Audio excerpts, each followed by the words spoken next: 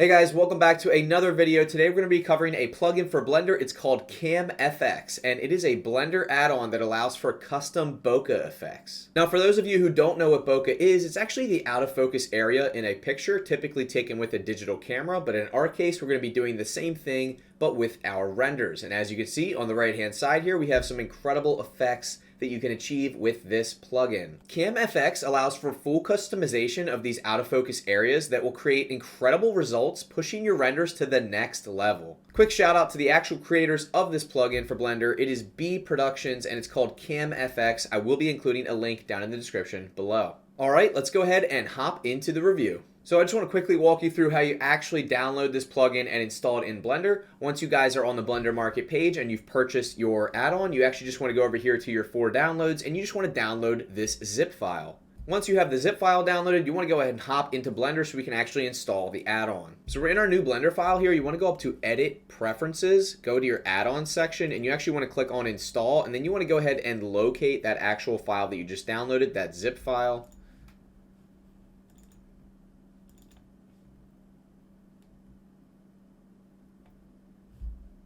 So after locating that zip file, you want to go ahead and click on that, click on Install Add-on, and then once that does install, you actually want to go ahead and click this little checkbox here so that it's actually added into Blender here. So I'm going to go ahead and X out of this. Now that we have that successfully installed, we're just going to go ahead and click on the shortcut N, which will pop out this toolbar here, and then at the bottom here we have B Production, CamFX, and now we're ready to set up our custom bokeh camera. Now you can either add a new custom camera or you can modify the current camera. I'm actually just going to be adding our own camera, so I'm going to click on Add Camera.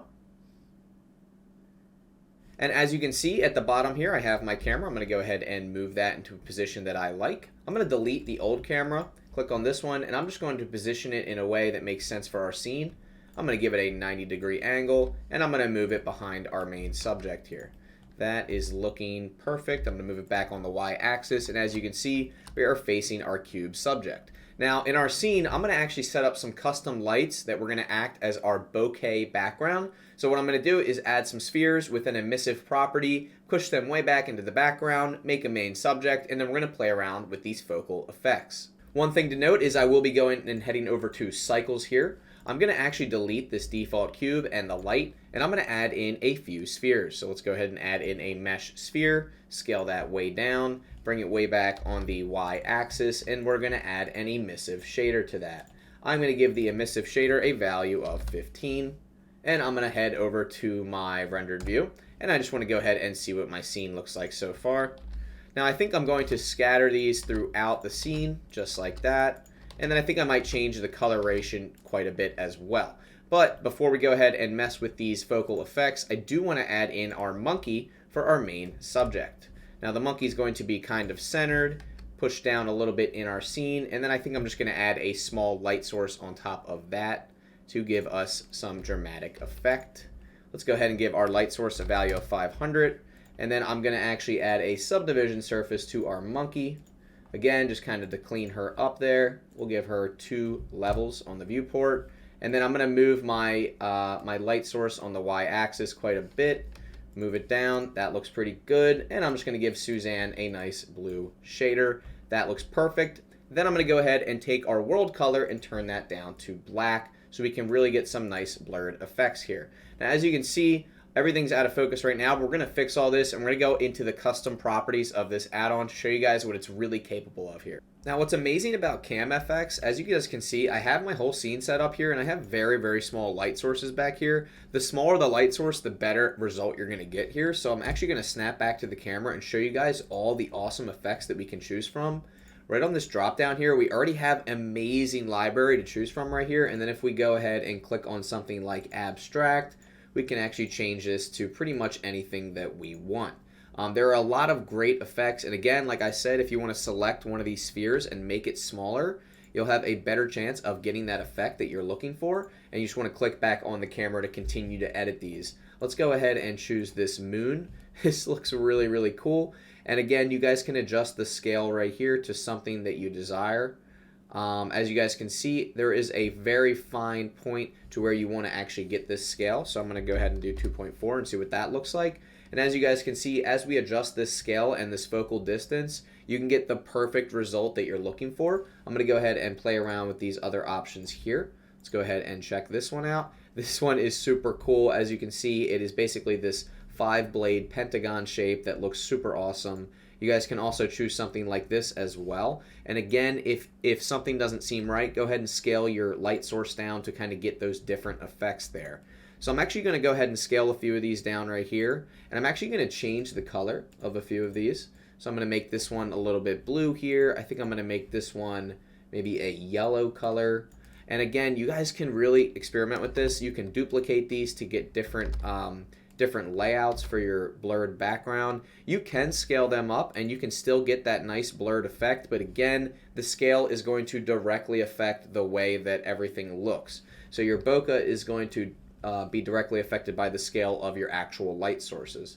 So this already looks super cool, and I'm super excited to mess around with these different options here. As you can see, we have a ton available to us, and again, you guys can adjust your f-stop as well. That's going to directly affect everything as well. So right now we're at 0.3. I'm going to go ahead and click on 0.1. I'm going to go back up to 0.1, 0.5. And as you can see, as we adjust this, it's going to directly affect everything as well. Right now we're kind of in that sweet spot where we can see these background effects just the way we want them.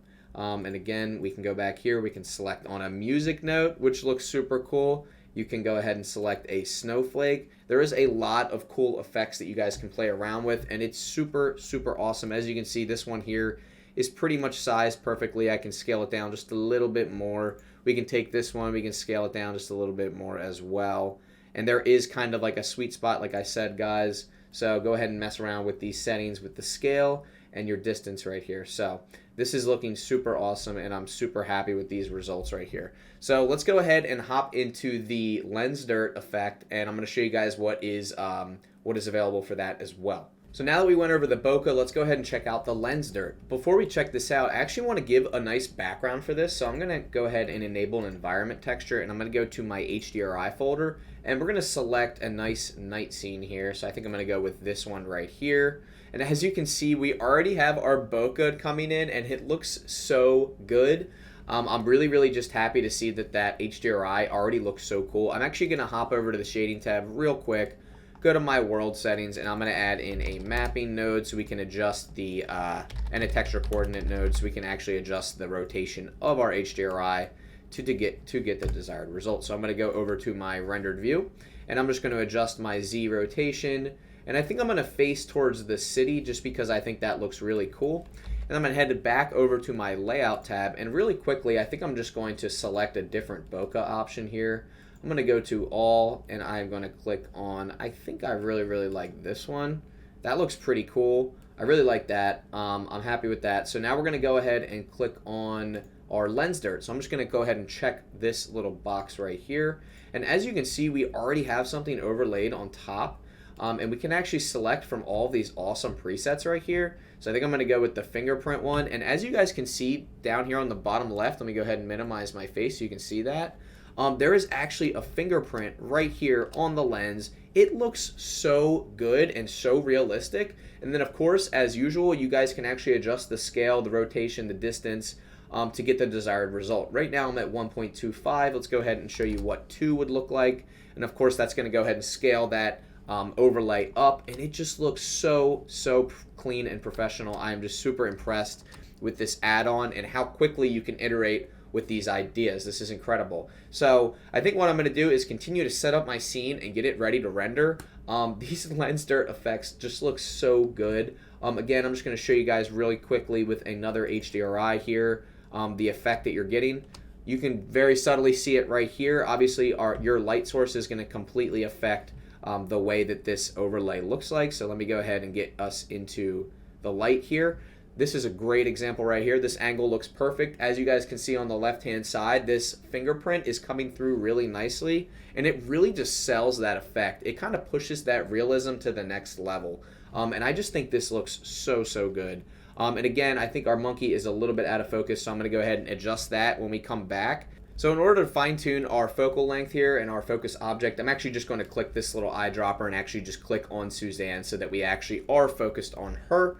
I think I'm going to give her just like a nice kind of metallic shader just to kind of spice things up here, and I'm going to lower the hue and saturation, just make it a nice metallic kind of chrome shader. I'm going to take our point light and I'm going to kind of move it forward on the y-axis a bit, and then I'm going to increase that radius, kind of just give us just a nice little render right here. Going to up the wattage to 2000 and just kind of increase that radius. That looks good. And again, guys, we can go ahead back to our shading tab. We can adjust our HDRI's position. I think I'm going to try out that city one more time, and then we'll just kind of go ahead and find a background that we really like. I do like this city. I kind of want our focal point to be Suzanne, and then in the background we have all these amazing lights. This looks really, really good. Again, if you guys want to adjust the bokeh, click on your camera, go over to your add-on panel right here, and you guys can easily adjust all of these things right here. I think our scale is looking pretty good. Let me go ahead and experiment with that. Maybe bring it up to 3 or so. This just looks so good, and I think it's so cool that you can easily change this to pretty much anything that you want. We could do a heart shape. Now, another thing I'm going to do to kind of push this to the next level is I'm actually going to go to my color management, and I'm going to go to high, or probably medium high contrast for our render. Maybe we'll go with high contrast, and as you can see, everything is really, really popping now. It looks really good. I think I'm going to go to a more serious bokeh effect. I think I'm going to go with this one right here. Oh my goodness, that looks so amazing. I just love how easy it is to easily select these different effects. It just looks so cool. And then let's go ahead and collapse that. Go back to our lens dirt and let's check out some other options here. There's really just so much to choose from. And again, this just pushes that realism just to the next level. It just looks so good. I'm actually going to go to Suzanne and just up that roughness a little bit, kind of make it a little bit easier to see her. But look at this bokeh that we're getting here, guys. This is just incredible. And I want to go ahead and click on my camera real quick, go to my viewport display drop down, and just up this past part out, just so we can see this a little bit better. Guys, this just looks incredible. And this is only the tip of the iceberg. You guys can really fine-tune these effects to get the desired result. This just looks so good. And again, even with all of my spheres turned off, I'm going to go ahead and turn them all off right now. We still have this bokeh effect because it's actually taking the lights from our HDRI and it's turning them into these actual shapes for that custom blur effect that we are desiring. And this just looks so good. Like, I can't get over how good this looks. Let me go hop back over to the shading tab real quick, and I just want to rotate our HDRI and show you guys this is what the city would look like in the background. Guys, this looks so good and so professional. I'm just so impressed with how easy it was to go ahead and buy this add-on and just go ahead and enable it in Blender and get these incredible results in like less than 5 minutes. This is something that you would normally probably have to do in post-production, and it just looks so professional. And again, the more that you want this lens dirt to come through, you're going to have to experiment with different HDRIs. I'm going to go ahead and swap this out, kind of see the difference here. It still looks good, and you can tell that it's there, but again, depending on the HDRI that you're using, it might become more apparent. So I'm going to swap this out real quick with this sunrise HDRI. And again, you're going to see in the bottom left here, it's a little bit faint, but depending on your actual rotation, you're going to be able to see this this fingerprint kind of come through. You can kind of see it right there on the bottom left there. Let me go back and let me swap it out for something different. Let's go ahead and check this one out. And again, you guys can mess around with the scale as well. So this is definitely a very, very awesome feature in Blender. Sorry, an awesome add-on in Blender. Let's go ahead and try out one more HDRI. This is the Studio HDRI. I'm going to go back to my shading tab and just rotate around and see what kind of cool effects we can get. Here we go. You can really see the lens dirt coming through here. So you guys can see in the front here all of this lens dirt really coming through. When you have this intense lighting setup, that is kind of what you're going to get. But again, I just think the city looks so, so good. Guys, I am super, super impressed by this. It's just so cool. And there's so much you can do with it. I've only barely touched the surface of what is possible with this. So, guys, I hope you enjoyed this tutorial. I hope you enjoyed CamFX. I am going to include a link down in the description below so you guys can check that out. It's a very reasonable price for what you're getting. This is super professional, high-level stuff here, so I would definitely suggest checking that out. I am super happy that I stumbled upon this and was able to show you guys the features available here. Again, you can enable lens dirt, you can enable bokeh effects, and You guys can create your own custom light sources with your own custom blur effects. Like you can do a heart, a star, a pentagon, and there are just so many to choose from in their custom library. So I highly suggest checking out Cam Effects. Link will be down in the description below. I hope you guys enjoyed this tutorial, and I will talk to you guys soon.